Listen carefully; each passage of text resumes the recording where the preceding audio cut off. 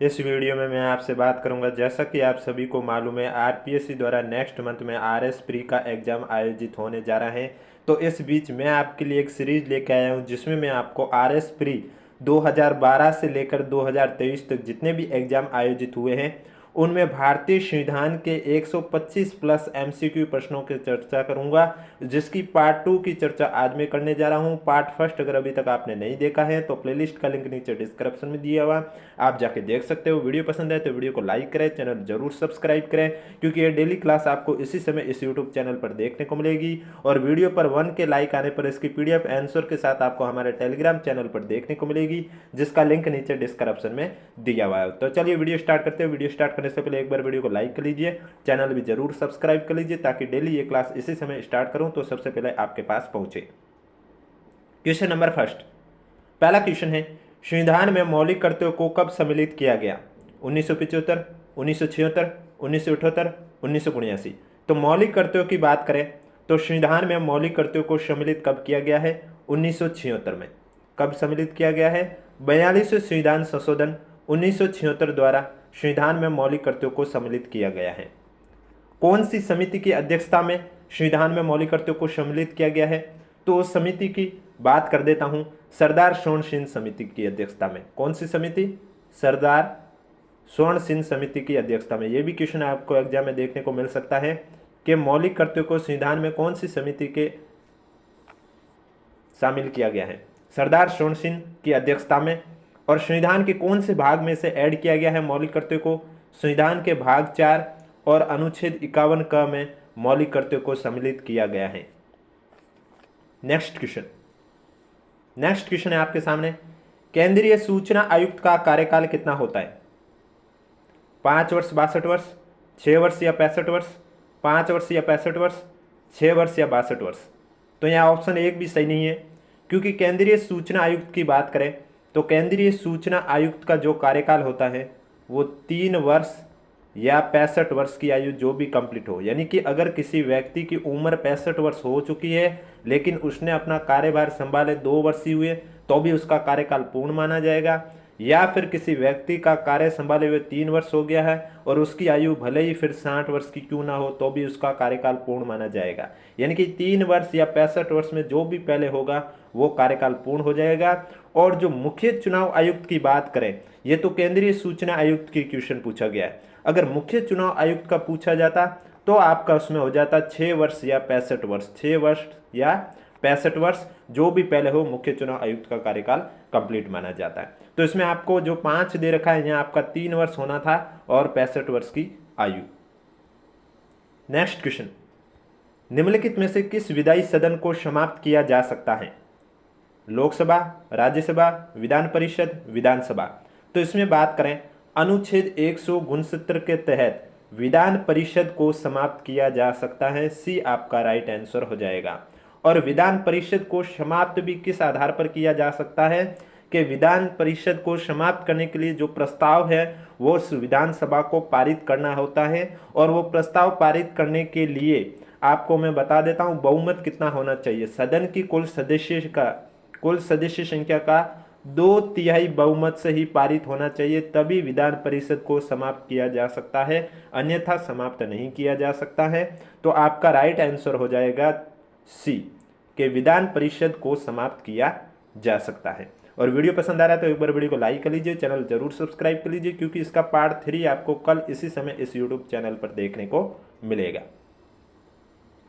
राज्यों के निम्नलिखित में से किस समूह पर पैसा एक्ट 1996 परिवर्तन नहीं है? पैसा यानी पंचायत अनुसूचित क्षेत्रों में विस्तार अधिनियम 1996, ये आपके 10 राज्यों में परिवर्तनीय है। वो 10 राज्य कौन कौन से हैं मैं आपको बता देता हूँ। आंध्र प्रदेश, छत्तीसगढ़, गुजरात, हिमाचल प्रदेश, झारखंड, मध्य प्रदेश, महाराष्ट्र, उड़ीसा, राजस्थान और तेलंगाना। इन 10 राज्यों में ये अधिनियम परिवर्तनीय है। अब आपको ऑप्शन में पूछा गया कि 1996 परिवर्तनीय नहीं है। आपके पास ऑप्शन में दे रखा है असम, मेघालय, तमिलनाडु, राजस्थान, तेलंगाना, महाराष्ट्र, हिमाचल प्रदेश, गुजरात, छत्तीसगढ़, आंध्र प्रदेश, झारखंड, उड़ीसा। तो मैंने अभी आपको बताया था राजस्थान, तेलंगाना, महाराष्ट्र में है, क्योंकि जो अभी हमको मैंने 10 राज्य बताए हैं उनमें ये शामिल थे। हिमाचल प्रदेश, गुजरात, छत्तीसगढ़ भी शामिल था, आंध्र प्रदेश, झारखंड, उड़ीसा भी शामिल था, लेकिन असम, मेघालय, तमिलनाडु नहीं था। तो इसका मतलब जो करेक्ट आंसर है वो आपका हो जाएगा ए, कि इन 3 राज्यों में ये जो ऑप्शन दे रखे हैं उसके अकॉर्डिंग असम, मेघालय, तमिलनाडु में 1996 पैसा परिवर्तनीय नहीं है। नेक्स्ट क्वेश्चन है, निम्नलिखित राज्यों और संघ शासित क्षेत्र के समूह में से किसकी लोकसभा में केवल एक सीट है? अरुणाचल प्रदेश, सिक्किम, लक्षद्वीप, दूसरा ऑप्शन गोवा, मेघालय, नागालैंड, तीसरा ऑप्शन चंडीगढ़, सिक्किम, मिजोरम, चौथा ऑप्शन मणिपुर, दादर और नागर हवेली और पुडुचेरी। तो इसमें बात करें सबसे पहले आप सभी की देख लेते हैं कि लोकसभा सीटें कितनी हैं। अरुणाचल प्रदेश में आपको मालूम है 2 है लोकसभा की सीटें। सिक्किम की बात करें तो सिक्किम में आपकी कितनी है लोकसभा की सीटें? 1 है, यानी कि अरुणाचल प्रदेश में 2 है, सिक्किम में आपके 1 है, लक्षद्वीप में भी 1 है, गोवा की बात करें गोवा में 2 है, मेघालय में भी 2 है लोकसभा सीटें, नागालैंड में भी 1 है, चंडीगढ़ की बात करें तो चंडीगढ़ में आपके 1 है, सिक्किम में भी 1 है और मिजोरम में भी 1 है। इसके बाद आपके पास है मणिपुर। मणिपुर में आपके कितनी है? 2 है, दादर नागर हवेली में 2 है और पुडुचेरी में 1 है। अब क्वेश्चन में पूछा गया है कि निम्नलिखित राज्य और संघ शासित क्षेत्र के समूह जहां पर लोकसभा में केवल 1 सीट है, तो आप ऑप्शन नंबर सी देखोगे जहां पर तीनों में मैंने 1-1-1 लिखा, यानी कि चंडीगढ़, सिक्किम और मिजोरम, इन तीनों में लोकसभा की केवल 1-1 सीट है, तो सी आपका करेक्ट आंसर हो जाएगा। अब पहले मैं अरुणाचल प्रदेश को ऐड कर दिया इसलिए फिर यहाँ पर 2 हो गए और बाकी सिक्किम, लक्षद्वीप 1-1 है, दूसरे में गोवा, मेघालय में 2-2 है, नागालैंड में 1 है और चौथे में मणिपुर, दादर नागर हवेली में 2-2 है और पुडुचेरी में 1 है। तो करेक्ट आंसर आपका सी हो जाएगा, जहाँ पर दे रखे सभी में आपके 1-1 लोकसभा सीट है। और वीडियो पसंद आ रहा तो एक बार वीडियो को लाइक कर लीजिए, चैनल भी जरूर सब्सक्राइब कर लीजिए। नेक्स्ट क्वेश्चन, 2 सूची दे रखी है, आपको सुमिलित करके करेक्ट आंसर बताना है, अनुच्छेद से आपको सुमिलित करना है। तो सबसे पहले आपको दे रखा है उपाधियों का निषेध कौन से अनुच्छेद में उल्लेख किया गया है? उपाधियों का निषेध की बात करें तो यह आपका अनुच्छेद 18 में इसका उल्लेख किया गया है। धार्मिक मामलों के प्रबंध की स्वतंत्रता की बात करें तो यह आपका अनुच्छेद 26 में इसका उल्लेख किया गया है। अल्पसंख्यकों की भाषा का संरक्षण की बात करें तो इसका उल्लेख अनुच्छेद 29 में किया गया है। और शिक्षा के अधिकार की बात करें तो शिक्षा के अधिकार का उल्लेख अनुच्छेद 21 का में किया गया है। यानी कि तीसरा, चौथा, पहला, दूसरा आपका करेक्ट आंसर हो जाएगा। इसका मतलब ऑप्शन नंबर सी आपका राइट आंसर हो जाएगा। और इसकी पीडीएफ वीडियो पर 1 के लाइक आने पर आपको हमारे टेलीग्राम चैनल पर देखने को मिलेगी, जिसका लिंक नीचे डिस्क्रिप्शन में दिया हुआ है। नेक्स्ट क्वेश्चन, निम्न में से एक भारत सरकार अधिनियम 1935 की मुख्य विशेषताओं में से नहीं थी। यह प्रांतीय स्वायत्तता के सूत्रपात का संकेत था। इस अधिनियम में अखिल भारतीय महासंघ का प्रावधान था।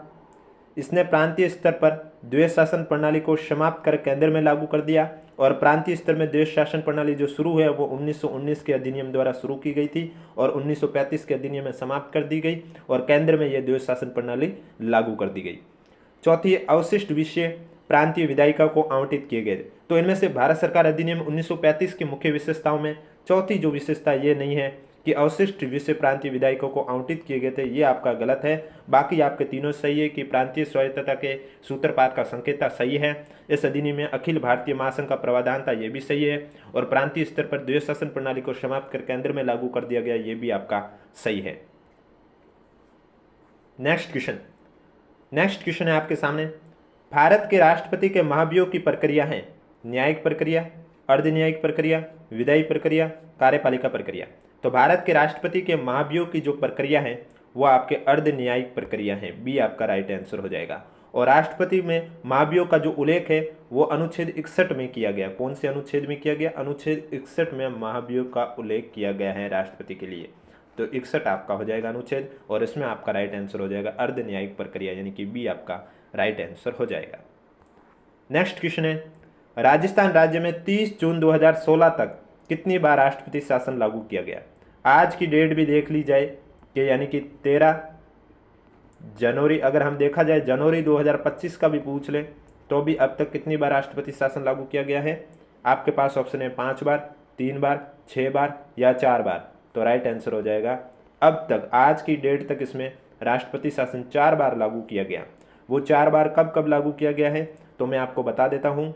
सबसे पहले 1967 में, उसके बाद 10 साल बाद 1977 में, उसके बाद 1980 में, और चौथा आपके 1992 में लागू किया गया। यानी कि इसमें राइट आंसर आपका हो जाएगा D. Next question,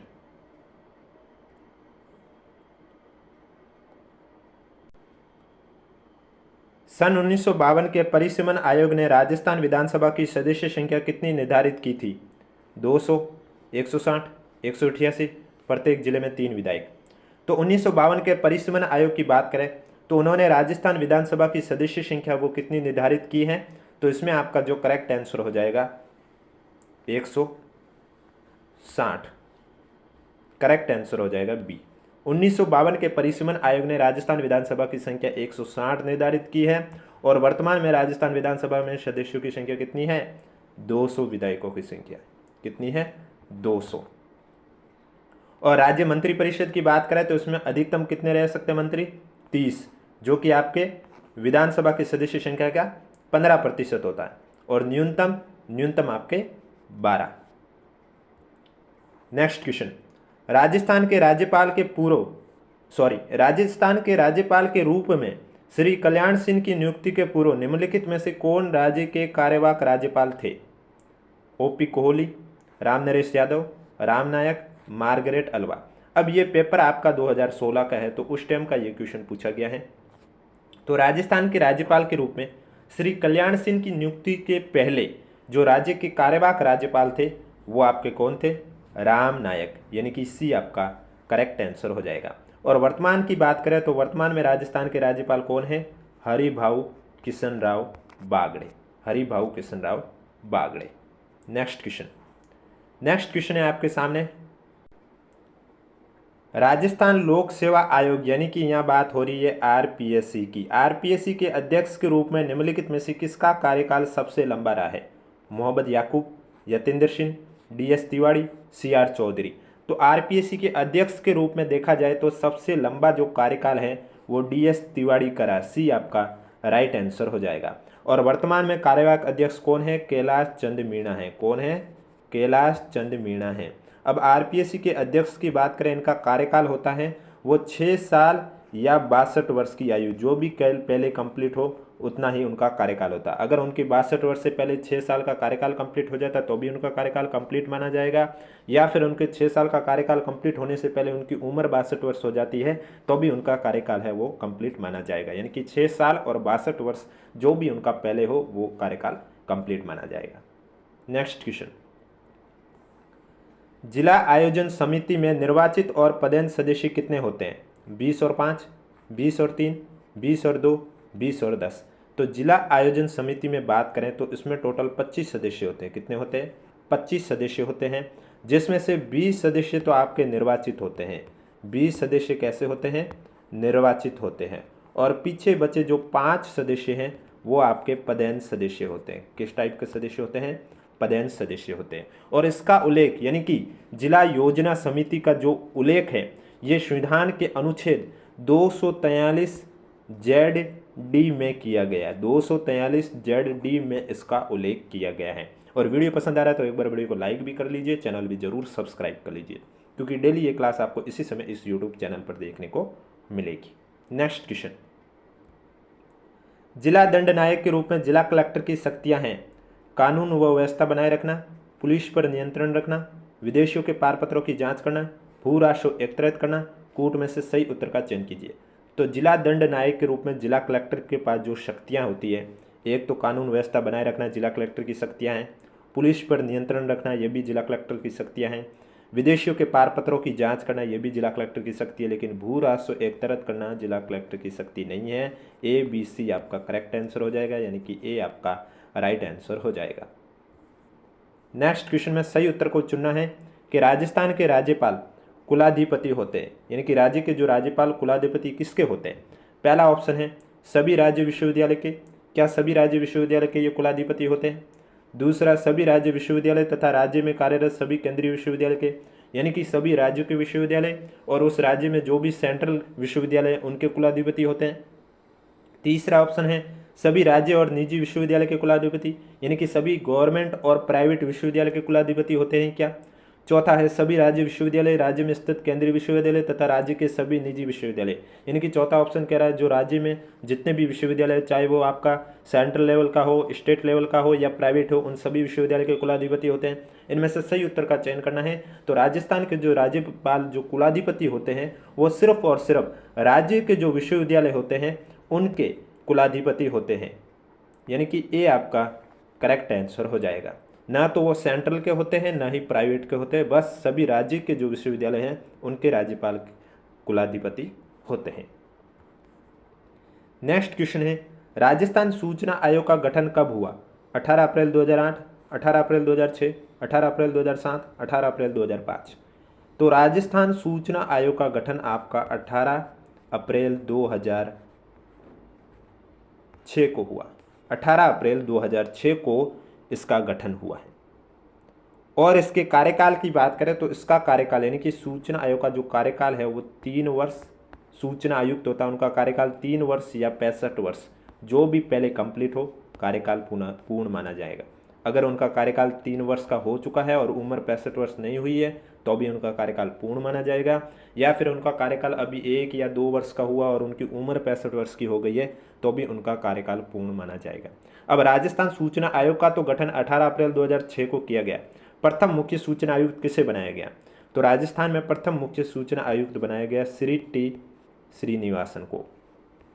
Shri T Srinivasan को राज्य का पहला मुख्य सूचना आयुक्त बनाया गया है और वर्तमान में आपके ML मोहन लाल लाठर इसके सूचना आयुक्त है। वर्तमान में कौन है सूचना आयुक्त, मोहन लाल लाठर है, और पहले कौन थे, प्रथम जो है वो श्री टी श्रीनिवासन थे।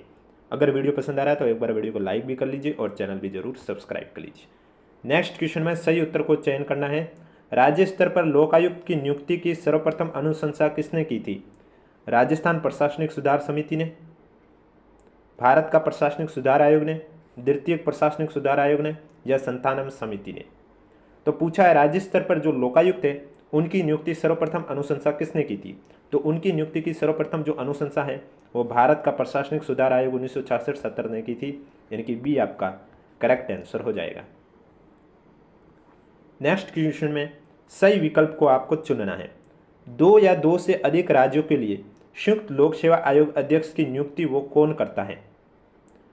सबसे बड़े राज्य के राज्यपाल के द्वारा, भारत के राष्ट्रपति के द्वारा, सभी संबंधित राज्यों के राज्यपाल की समिति द्वारा, या संबंधित राज्यपाल की सिफारिश पर भारत के राष्ट्रपति के द्वारा। यानी कि अगर 2 या 2 से अधिक राज्यों के लिए लोक सेवा आयोग संयुक्त रूप से बना दिया जाए तो फिर उसका अध्यक्ष की नियुक्ति है वो कौन करेगा। ऐसी कंडीशन में जो अध्यक्ष की नियुक्ति है वो भारत के राष्ट्रपति के द्वारा की जाएगी, यानी कि बी आपका करेक्ट आंसर हो जाएगा। नेक्स्ट क्वेश्चन, राजस्थान विधानसभा के इतिहास में 30 जून 2016 तक कितनी बार विश्वास प्रस्ताव प्रस्तुत हुआ और उस पर चर्चा हुई है। 1 बार, 2 बार, 3 बार, 4 बार। अब ये पेपर 2016 का है तो उस समय का क्वेश्चन है, तो उसके अकॉर्डिंग आपका 4 बार करेक्ट आंसर हो जाएगा। नेक्स्ट क्वेश्चन है संविधान संशोधन करने के विधेयक को वीटो करने की राष्ट्रपति की शक्ति सहमति देनी होगी शब्द से स्थापन करके किस संशोधन द्वारा छीन ली गई है। वीटो करने की राष्ट्रपति की शक्ति सहमति देनी होगी, इस शब्द को किस संशोधन द्वारा छीन लिया गया। आपके पास ऑप्शन है 23वां संविधान संशोधन, 24वां संविधान संशोधन, 42वां संविधान संशोधन, या 44वां संविधान संशोधन। तो इसे 24वें संविधान संशोधन द्वारा छीन लिया गया, यानी कि जो करेक्ट आंसर है वो आपका हो जाएगा बी आपका राइट आंसर हो जाएगा। नेक्स्ट क्वेश्चन, भारत की प्रभुता, एकता और अखंडता की रक्षा करने, उसे अक्षुण्ण रखने के मूल कर्तव्य को किस स्थान पर रखा गया। पहले, दूसरे, तीसरे या चौथे। तो भारत की प्रभुता, एकता और अखंडता की रक्षा करने, उसे अक्षुण्ण रखने के मूल कर्तव्य को है वो आपका राइट आंसर हो जाएगा, तीसरे स्थान पर रखा गया, सी आपका करेक्ट आंसर हो जाएगा। संविधान में कौन सा भाग पंचायत से संबंधित है। मैं जो भी क्वेश्चन के आंसर बता रहा हूँ ये आपके आरपीएससी के आंसर की के अकॉर्डिंग ही आपको आंसर बता रहा हूँ। 8वां भाग, 9वां भाग, 9वां ए, 9वां बी। तो संविधान में पंचायत से संबंधित जो भाग हैं वो है भाग 9, यानी कि बी आपका करेक्ट आंसर हो जाएगा। नेक्स्ट क्वेश्चन, निम्नलिखित कथनों पर विचार कीजिए और कौन सा कथन सही है वो आपको बताना है। पहला है 44वें संवैधानिक संशोधन 1978 द्वारा राज्य नीति के सभी निर्देशक तत्वों को अनुच्छेद 14 और 19 में उल्लिखित मूल अधिकारों पर प्राथमिकता प्रदान की गई है। और दूसरा दे रखा है मिनर्वा मिल्स वाद 1980 के निर्णय में उच्चतम न्यायालय ने यह व्यवस्था दी है कि केवल अनुच्छेद 39 ख और ग में उल्लिखित राज्य नीति निर्देशक तत्वों को अनुच्छेद 14 और 19 में उल्लिखित मूल अधिकारों पर प्राथमिकता संवैधानिक है। तो इसमें केवल आपका बी है वो आपका करेक्ट है, यानी कि जो करेक्ट आंसर है वो आपका हो जाएगा केवल बी सही है, बी आपका राइट आंसर हो जाएगा। डेली ये क्लास आपको इसी समय इसी यूट्यूब चैनल पर देखने को मिलेगी और 1 के वीडियो पर लाइक आने पर इसकी आपको पीडीएफ भी आंसर के साथ हमारे टेलीग्राम चैनल पर देखने को मिलेगी, जिसका लिंक नीचे डिस्क्रिप्शन में दिया हुआ है। नेक्स्ट क्वेश्चन में आपको सुमिलित करके करेक्ट आंसर बताना है। एक साइड संशोधन दे रखे हैं और दूसरी साइड संशोधन का प्रावधान दे रखा है, आपको सुमिलित करके करेक्ट आंसर बताना है। तो इसमें सबसे पहले आपका दे रखा है अनुच्छेद 19 फर्स्ट के अंतर्गत सहकारी समितियां बनाने का जो अधिकार है वो किस संशोधन के तहत किया गया है। तो इसमें आपका हो जाएगा 97वां संशोधन 2012। फिर दे रखा है रिक्तियों के बैकलॉग को भरने में अनुसूचित जाति और अनुसूचित जनजाति के आरक्षण का संरक्षण ये किस अनुच्छेद में किया गया है। ये आपके 81वां संविधान संशोधन 2000 के द्वारा किया गया है। राष्ट्रीय न्यायिक नियुक्ति आयोग का निर्माण किस संशोधन द्वारा किया गया है। तो इसका 99वां संशोधन 2015 द्वारा किया गया है। और मंत्री परिषद के आकार को परिमित करना ये कौन से अनुच्छेद के तहत किया गया है। ये 91वां संविधान संशोधन 2004 द्वारा किया गया है, यानी कि तीसरा पहला चौथा दूसरा करेक्ट आंसर हो जाएगा, बी आपका राइट आंसर हो जाएगा। नेक्स्ट क्वेश्चन में भारत सरकार की कल्याणकारी योजनाएं हैं और उनका सार तत्व है, सुमिलित करके करेक्ट आंसर बताना है। पहला दे रखा है नई रोशनी कार्यक्रम, ये किसका सार तत्व है। तो ये आपका हो जाएगा महिला सशक्तिकरण का, यानी कि पहला। फिर दे रखा है दिशा, दिशा आपका हो जाएगा सूचना प्रौद्योगिकी प्रशिक्षण, यानी कि चौथा। फिर दे रखा प्रधानमंत्री जनधन योजना, ये आपका हो जाएगा वित्तीय समावेशन, यानी कि दूसरा। और लास्ट है स्वावलंबन योजना, ये आपका हो जाएगा नई पेंशन प्रणाली, यानी कि तीसरा। पहला चौथा दूसरा तीसरा, पहला चौथा दूसरा तीसरा, यानी कि बी आपका करेक्ट आंसर हो जाएगा। नेक्स्ट क्वेश्चन में संवैधानिक प्रावधान और स्रोत दे रखे हैं, आपको करेक्ट आंसर बताना है। मौलिक अधिकार की बात करें तो मौलिक अधिकार में आपका हो जाएगा अमेरिकी अधिकार पत्र। राज्य के नीति निर्देशक तत्व आयरिश संविधान से लिया गया है, तीसरा सही हो जाएगा। मंत्रिमंडलीय सरकार की बात करें तो ये ब्रिटिश संविधान से लिया गया है। और केंद्र राज्य के जो संबंध है वो कनाडा के संविधान से लिया गया है, यानी कि चौथा तीसरा पहला दूसरा, सी आपका करेक्ट आंसर हो जाएगा। चौथा तीसरा पहला और दूसरा। नेक्स्ट क्वेश्चन में कथन और कारण दे रखे हैं, आपको सही आंसर बताना है। कथन दे रखा है कि भारत की संघात्मक संरचना का मुख्य उद्देश्य इसकी बहुआयामी विविधताओं में से एक राष्ट्र का निर्माण करना और राष्ट्रीय एकता को संरक्षित करना था। कारण दे रखा है विविधताओं के समंजन से एक शख्स न कि कमजोर भारतीय राष्ट्रीयता का निर्माण हुआ है। तो इसमें आपका कथन और कारण दोनों आपस में सत्य हैं और आर ए की भी सही व्याख्या करता है, यानी कि ए आपका करेक्ट आंसर हो जाएगा। अब जो नेक्स्ट क्वेश्चन है ये आपके आरपीएससी द्वारा डिलीट करवा दिया गया था। नेक्स्ट क्वेश्चन है आपके सुमिलित करके करेक्ट आंसर बताना है। तो सबसे पहले दे रखा है भारत शासन अधिनियम 1935, आप सभी को मालूम है। क्रिप्स प्रस्ताव की बात करें तो क्रिप्स प्रस्ताव आपका 1942, यानी कि चौथा। अगस्त प्रस्ताव की बात करें तो अगस्त प्रस्ताव आप सभी को मालूम है 1940, यानी कि दूसरा। और वेवल योजना की बात करें तो वेवल योजना आपका हो जाएगा 1945, यानी कि तीसरा। पहला चौथा दूसरा तीसरा, ए आपका करेक्ट आंसर हो जाएगा। भारत शासन अधिनियम 1935, क्रिप्स प्रस्ताव 1942, अगस्त प्रस्ताव 1940 और वेवल योजना 1945। नेक्स्ट क्वेश्चन भी आपके आरपीएससी द्वारा डिलीट करवा दिया गया था। इसके बाद नेक्स्ट क्वेश्चन है किस एक संवैधानिक संशोधन द्वारा मिजोरम को राज्य का दर्जा दिया गया है। आपके पास ऑप्शन है 54वां, 55वां, 52वां, 53वां। तो मिजोरम को राज्य का दर्जा दिया गया है, इसमें आपका राइट आंसर हो जाएगा 53वां संवैधानिक संशोधन द्वारा, डी आपका करेक्ट आंसर हो जाएगा।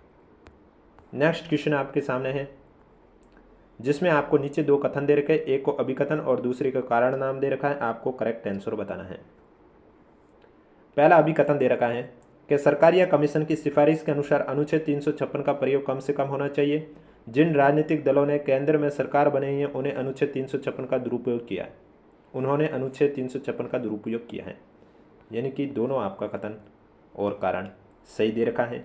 जब दोनों सत्य हैं, सही व्याख्या है, इसका मतलब कि बी आपका करेक्ट आंसर हो जाएगा। नेक्स्ट क्वेश्चन, कौन जून 2009 में सर्जित भारतीय विशिष्ट पहचान प्राधिकरण के प्रथम महानिदेशक नियुक्त किए गए हैं? शॉर्ट में बोले तो UIDAI के प्रथम महानिदेशक नियुक्त किए। नंदन नीलेकनी, अशोक देसाई, रामसेवक शर्मा, मोंटेक सिंह आहलूवालिया। तो भारतीय विशिष्ट पहचान प्राधिकरण के प्रथम महानिदेशक नंदन नीलेकनी है। ये आपका राइट आंसर हो जाएगा। और अगर वर्तमान का पूछा जाए तो वर्तमान में कौन है? अमित अग्रवाल। वर्तमान में है आपके अमित अग्रवाल। ये भी आपको पता होना चाहिए। नेक्स्ट क्वेश्चन, डेली ये क्लास आपको इसी समय इस यूट्यूब चैनल पर देखने को मिलेगी, इसलिए अगर अभी तक आपने चैनल सब्सक्राइब नहीं किया तो चैनल जरूर सब्सक्राइब करें और वीडियो पर 1 के लाइक आने पर इसकी पीडीएफ आपको हमारे टेलीग्राम चैनल पर देखने को मिलेगी। नेक्स्ट क्वेश्चन भी आपके RPSC द्वारा डिलीट करवा दिया गया था।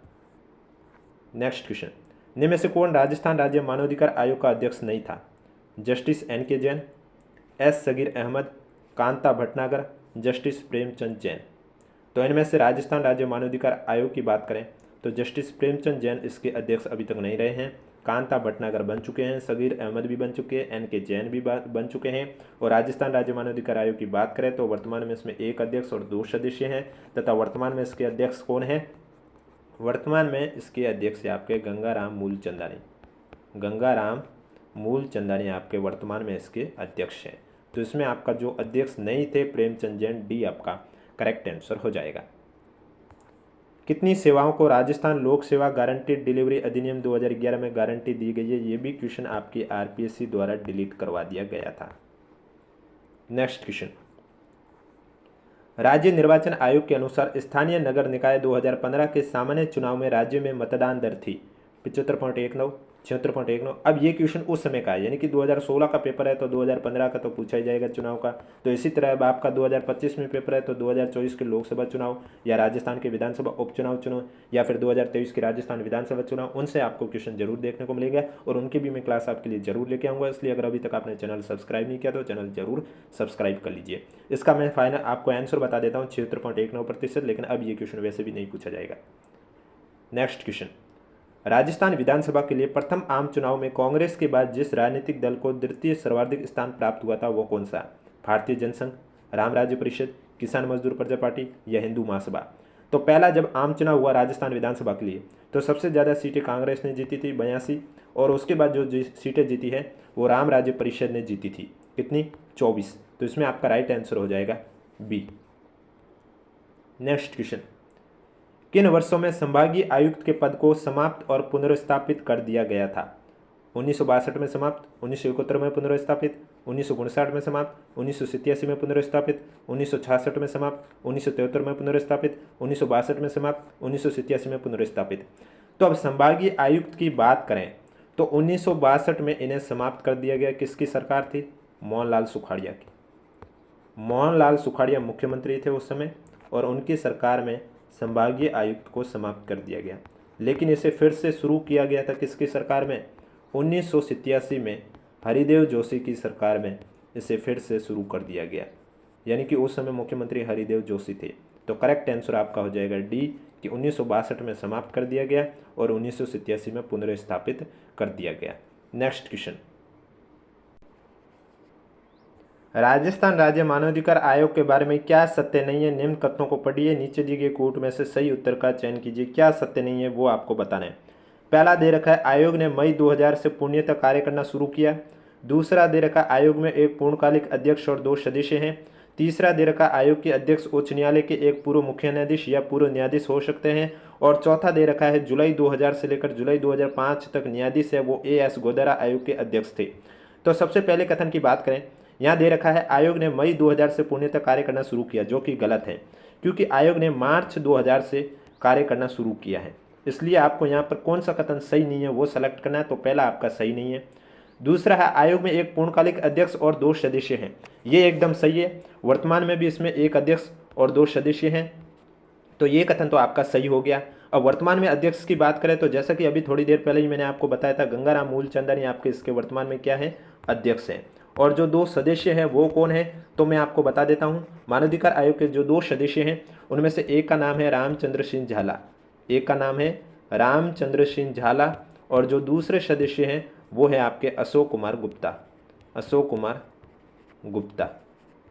तो इसका मतलब दूसरा कथन है ये तो सत्य हो गया। अब हमको वो सेलेक्ट करना है जो कि असत्य है, तो मैंने इसमें पहला सेलेक्ट कर दिया है, दूसरा सेलेक्ट नहीं करूंगा क्योंकि दूसरी वाली कथन की बात सही है। तीसरा दे रखा है कि आयोग के अध्यक्ष उच्च न्यायालय के एक पूर्व मुख्य न्यायाधीश या पूर्व न्यायाधीश हो सकते हैं। ये गलत है, क्योंकि आयोग के जो अध्यक्ष है वो उच्च न्यायालय का न्यायाधीश या फिर सेवानिवृत्त मुख्य न्यायाधीश होना चाहिए, सेवानिवृत्त मुख्य न्यायाधीश या फिर उच्च न्यायालय का न्यायाधीश होना चाहिए। तो ये आपका गलत हो गया, इसका मतलब ये भी मैं सेलेक्ट कर लूँगा।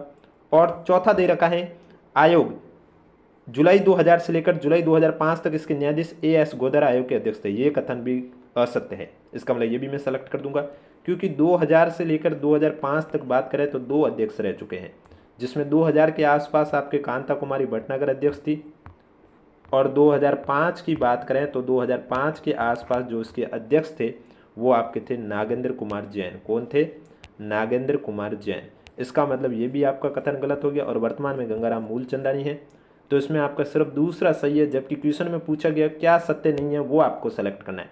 तो पहला सत्य नहीं है, तीसरा सत्य नहीं है और चौथा सत्य नहीं है, यानी कि करेक्ट आंसर आपका हो जाएगा A।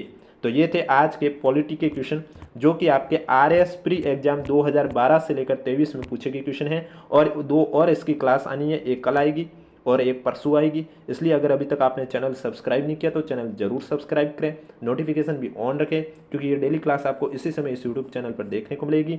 और वीडियो पर 1 के लाइक आने पर इसकी PDF भी आपको आंसर के साथ हमारे टेलीग्राम चैनल पर देखने को मिलेगी, जिसका लिंक नीचे डिस्क्रिप्शन में दिया हुआ है।